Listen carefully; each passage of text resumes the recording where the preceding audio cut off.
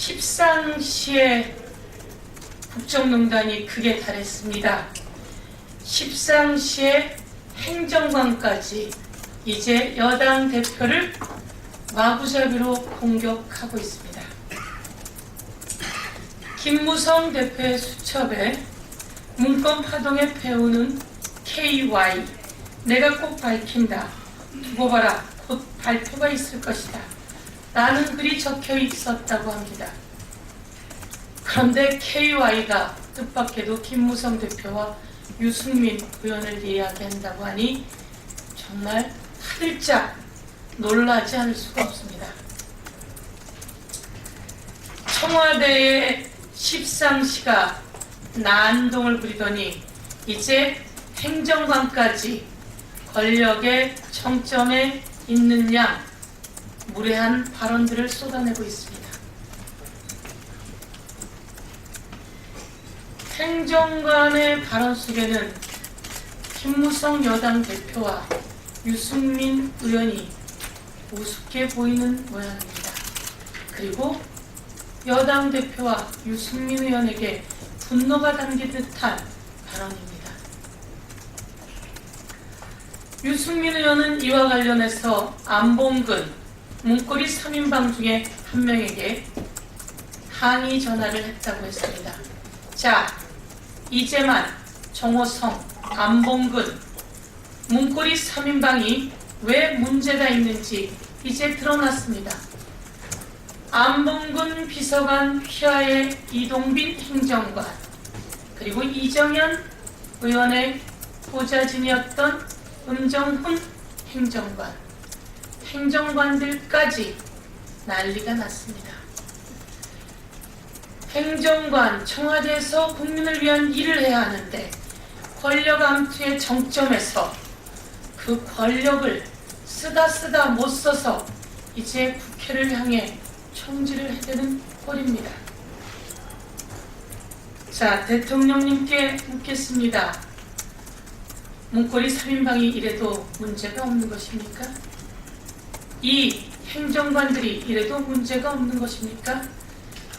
이런 난리를 피우니 이것이 문건으로 만들어지고 이것이 국민에게 알려진 것입니다.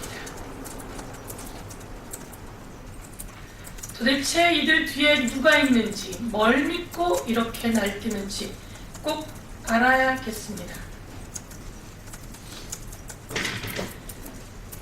김무성 대표님, 이런 말씀을 듣고 얼마나 황당했을까요? 그들의 말대로 문건 파동의 배우가 김무성, 유승민 두 사람이라면 이것도 밝혀져야 될 일이고, 그들의 말이 황당한 내용이라면 김무성, 유승민 두 당 핵심 인물께서는 청와대 인적 쇄신을 더 강력하게 요구해야 하는 것 아닙니까? 그런데 왜 새누리당은 청와대를 향해서 말을 못하고 있는 것입니까? 김기춘 비서실장, 도대체 이 상황이 어떤 것인지 자체 조사하고 질책하고 징계하고 이 행정관들 파면시켜야 할 것입니다. 검찰은 도대체 무엇을 한 것입니까? 검찰, 즉각 이 행정관들 불러서 재조사해야 한다. 재수사해야 한다. 그리고 진실이 무엇인지 밝혀내야 한다. 이렇게 이야기하겠습니다. 이제 청와대 인적 쇄신이 필요한 이유가 또 하나 추가되었습니다. 민정수석의 항명, 그리고 행정관들의 난동, 이 발언, 인적 쇄신이 필요한 또 한 가지의 이유입니다. 문건의 진원지도 청와대였고, 문건을 만든 곳도 청와대였고, 문건을 가지고 소리낸 곳도 청와대이고, 문건 유출을 이야기한 곳도 청와대이고, 한경위 회유한 곳도 청와대이고, 민정수석 항명도 청와대였습니다. 야당과 국민은 가만히 있는 사이 청와대가 북치고 장구치고 그리고 마무리까지 다 한 상황. 그런데 아니 땐 굴뚝에 연기 나겠습니까? 이 마무리 아무리 해봤자 또다시 줄줄 새는 바가지입니다. 그래서 특검이 필요한 이유가 또 하나 추가되었습니다. 새누리당은 특검이 필요한 것에 동의해야 합니다. 그리고 특검을 실시하자고 강력히 주장해야 여당답습니다. 행정관이 여당의 대표를 대고 이런 공격을 해대는데 여당이 가만히 입 다물고 있어서야 되겠습니까? 이번 한 건만이겠습니까? 수없이 많은 이야기들이 오고 갔고 수없이 많은 권력 암투가 오고 갔길래 이런 내용들이 줄줄이 새는 것이다. 이렇게 말씀드리겠습니다. 대통령께서 다시 한번 돌아보십시오. 청와대 김기춘 비서실장, 문고리 3인방, 그리고 행정관까지, 그리고 청와대 대통령 직속 청년위원장까지 이들이 밤마다 모여서 무슨 권력 암투를 벌이고 있는지, 밤마다 모여서 무슨 분열을 획책하고 있는지 이제 내치셔야 될 때다. 이렇게 말씀드리겠습니다. 대통령의 신년 기자회견에 관련해 말씀드리겠습니다. 신년 기자회견에 관해서 언론의 평가가 좋지 않습니다. 그리고 국민의 평가도 좋지 않습니다. 그리고 정치권의 평가도 좋지 않습니다. 2014년 수첩을 그대로 재활용하신 건 아닌가, 이렇게 비아냥거리는 의견들이 있습니다. 2004년 수첩을 재활용해서 2005년 신년 기자회견에서 다시 썼다. 이것이 창조 경제인지 이것이 창조 정치인지 묻지 않을 수 없습니다. 대통령의 신년 기자회견은 2014년 내용 그대로, 그리고 대통령의 옷만 바뀐 것은 아니지. 그런데 국민의 마음은 2014년하고 달라졌습니다. 마음이 떠났습니다.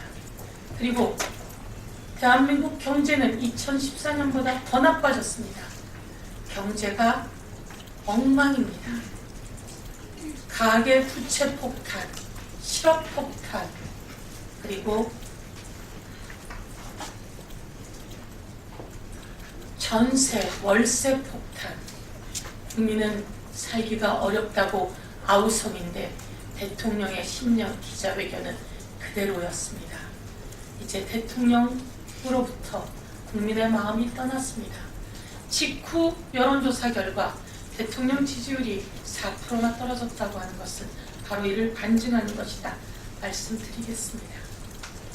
마지막 한 가지 더 말씀드리겠습니다.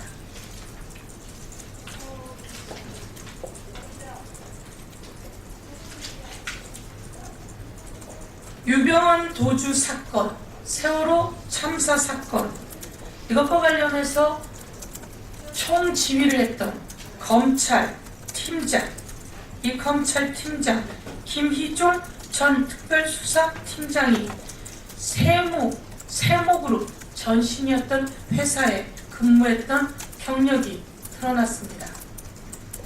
이 팀장은 약 2년 정도 세모그룹의 전신이었던 사모트레이딩 주식회사에서 근무했다는 사실이 드러났습니다.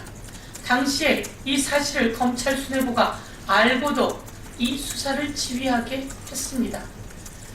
유병헌을 잡지도 못했고 유병헌이 어딘가 호화롭게 살고 있을 것이라 국민들은 생각하고 있습니다.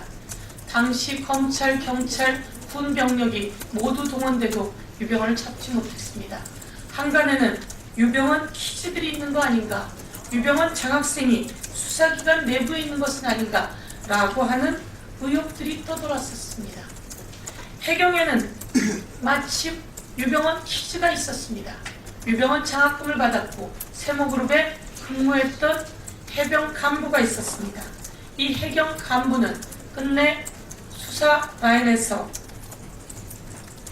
경질되었고, 그리고 이 수사 과정을 해운조합의 누설한 혐의로 기소돼서 1심에서 징역 8월에 집행유예 2년을 받았습니다. 해양경찰청의 이용욱 전 정보수사국장이 그랬습니다. 그런데 그때도 황당한 일이었는데 이 유병헌 수사 총 책임을 맡았던 김희종 전 특별수사팀장, 현재 법무연수원 연구위원, 이 사람이 세무그룹에 근무했던 이력이 있었다는 겁니다. 이런 사람에게 전체 수사를 맡겼으니 큰 문제가 있었습니다. 30년 전 일이라 별거 아니다. 첫 단추부터 잘못 끼워진 겁니다. 검찰이 별거 아니다라고 생각하는 그 자체부터 문제입니다. 이런 경력이 있는 사람은 이 수사에서부터 회피되었어야 합니다. 스스로 회피했어야 합니다. 결과가 좋았다면 또 다른 이야기지만 우리는 천대미분의 이 부족한 잘못된 부실 수사, 유병헌을 잡지 못한 이 수사 관련해서 당시 수사팀장이 이런 문제가 있었다는 것을 밝혀주면서 이거는 검찰청법 위반 아닌가, 법사위에서 따져 물어야 할 내용이고, 이와 관련해서 검찰청장이 그리고 이 김희종 수사팀장 전 팀장이 책임져야 될 일이다, 이렇게 말씀드리겠습니다. 대한민국 하나라도 근본이 제대로 돼야 하는데 이 유병헌 수사 첫 단추부터 잘못 끼운 채로 우리는 수사를 진행했습니다. 대한민국 국민을 농락했습니다. 그리고 아이들의 한을 풀어주지 못했습니다. 가슴속에 묻고 평생을 아파야 할 유가족들이 이 내용을 안다면 얼마나 통탄할 일이겠습니까? 검찰은 이와 관련해서 제대로 된 해명을 해야 할 것이며 책임지는 사람이 있어야 할 것이다, 이렇게 촉구합니다. 이상 마치겠습니다.